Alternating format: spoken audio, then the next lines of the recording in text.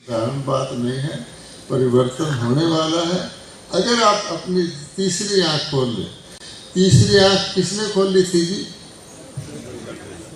सबसे बड़ा दुनिया का खराब काम है काम विकार, जिसको भ्रष्टाचार कहते हैं, जिसको बुरी नजर कहते हैं, जिसके कारण सारी महिलाएं परेशान हैं। भारत की महिलाएं, जबकि कहा जाता है नारी का सम्मान होता है, वहाँ देवता बसते हैं। आज कौन बस रहे हैं जो नारी का अपमान कर रहे हैं? आखिर इस काम विकार को किसने भस्म किया था?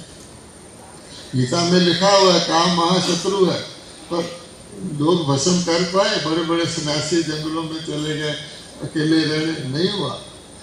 शिव ने तीसरी आंख खोलकर काम को भस्म किया था। किसकी तीसरी आंख? अपनी या हमारी? सोचो, काम विकार किसमें है? शिव में है क्या? तो उसने हमारी तीसरी आंख खोलकर काम विकार को भस्म किया था। और आपको खुशी होनी चाहिए कि ब्रह्मा कुमारी में 10 लाख परिवार हैं। ब्रह्मा कुमारी में कितने हजार टीचर हैं, सारे काम विकार से मुक्त हैं। ताली बजाओ। बड़ी बहन जिन्होंने 2 दिन तक इसका सफल संचालन किया, मैं उन्हें अच्छी संचालिका ही मानता था, पर वास्तव में उन्होंने आज इतना अच्छा प्रवचन दिया और राजयोग के ऊपर जो टिप्स बताए, मैं उनका बहुत आभारी हूं।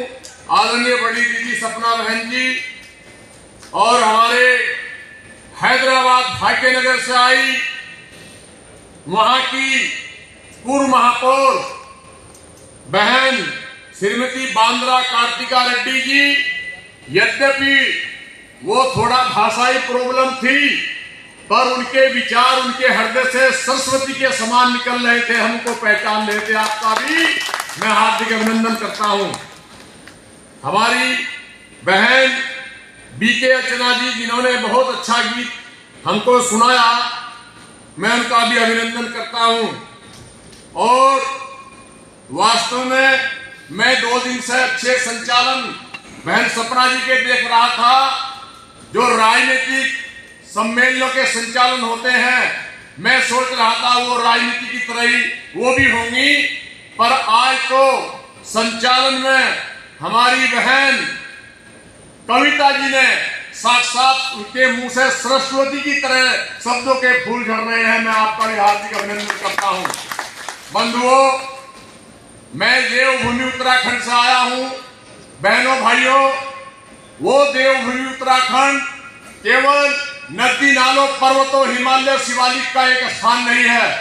वो देवभूमि है, वो उत्तराखंड है जहां से मां गंगोत्री यमुनोत्री का उद्गम स्थल है। गंगा माता का यमुना का ऐसे गंगोत्री यमुनोत्री धाम है। ऐसे मर्यादा पुरुषोत्तम, ऐसे भगवान शंकर और विष्णु के धाम बद्री कैलाश धाम है। वो देवभूमि है जहां पर उस ऐसी माता शकुंतला के पेट से वो भक्त जन्म लेता है जो शेर के दांत गिनता है, जिसके नाम पर भारत का नाम भारतवर्ष पड़ा है। वो देवभूमि उत्तराखंड है। बंधुओं, ऐसी देवभूमि उत्तराखंड है। ऐसा एक गुरुकुल नारसन स्थान है। उस गुरुकुल में, उस नारसन में जन्मे भाई श्री गोपाल नारसन का भी मैं आभारी हूं, जो उन्होंने मुझको यहाँ लाने का, जिनके द्वारा मुझे सौभाग्य मिला। गुरुकुल जी, नारसन जी जरा खड़े हो जाओ। 5 साल आने में देर किया है।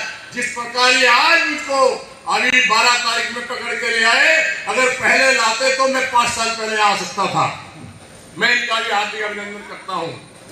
बंधुओं, ऐसे उस देवभूमि उत्तराखंड की ओर से, हरिद्वार की ओर से मैं समस्त भारत के सभी प्रांतों से आए हुए और विशेष करके अपने नेपाल हिंदू राष्ट्र आए हुए सभी भाई बहनों का हार्दिक अभिनंदन। लगभग 25 साल पहले अपने इस ब्रह्मा कुमारी के संपर्क में आया, पर मेरी एक दिक्कत थी। उन सेंटरों पे जो वो बैठते थे वो भी सुबह का समय, लेकिन मुझे सुबह पहले खेल कूद, जब मैं गांव में पढ़ता था, गाय चराता था, तो खेल कूद कबड्डी करता था।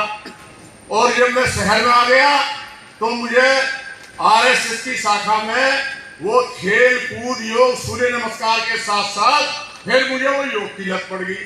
तो सुबह सुबह का समय मेरा 5 से 6 7 के बीच में योग का रहता है, लेकिन फिर भी कभी कभी जब भी समय मिलता है अपने गोपाल जी मुझको पकड़कर ब्रह्मा कुमारी सेंटर पर रुड़की लोग ले जा करते थे।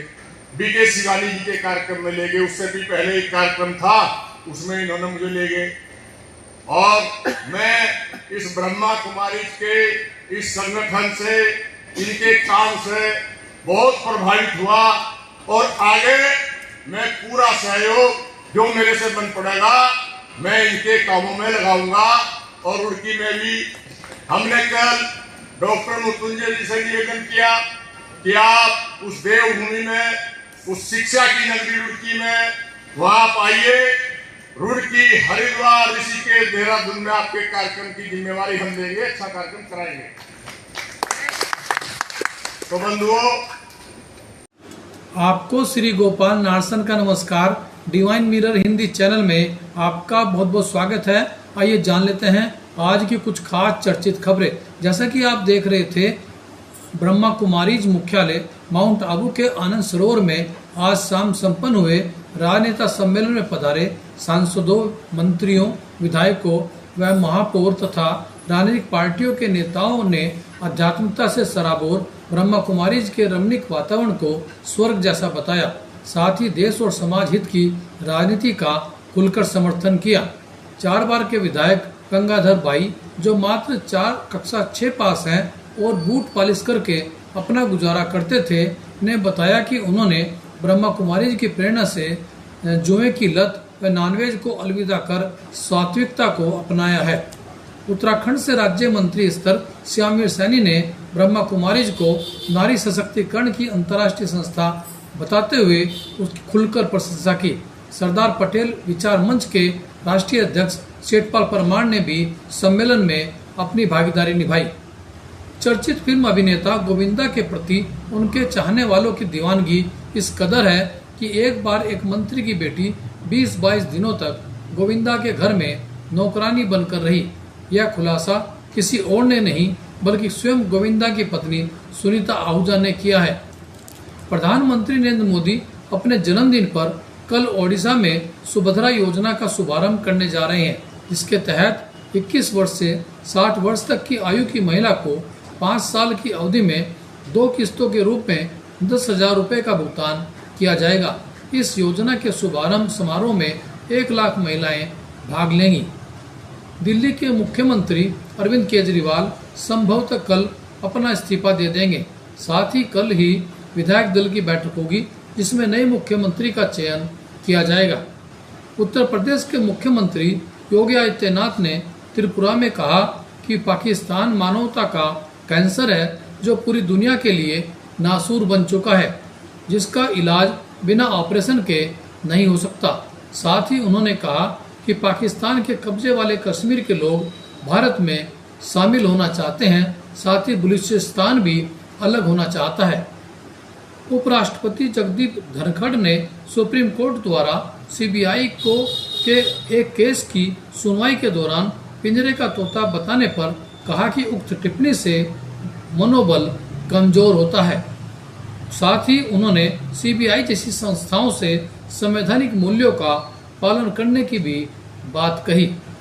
मुख्यमंत्री पुष्कर सिंह धामी ने आज अपने जन्मदिन पर बिजली के बिलों में प्रति माह 100 यूनिट तक विद्युत खपत करने वाले परिवारों को 50% सब्सिडी देने की घोषणा की है, जबकि पर्वतीय क्षेत्रों में यह मानक 200 यूनिट तक जारी रखने की बात कही गई है।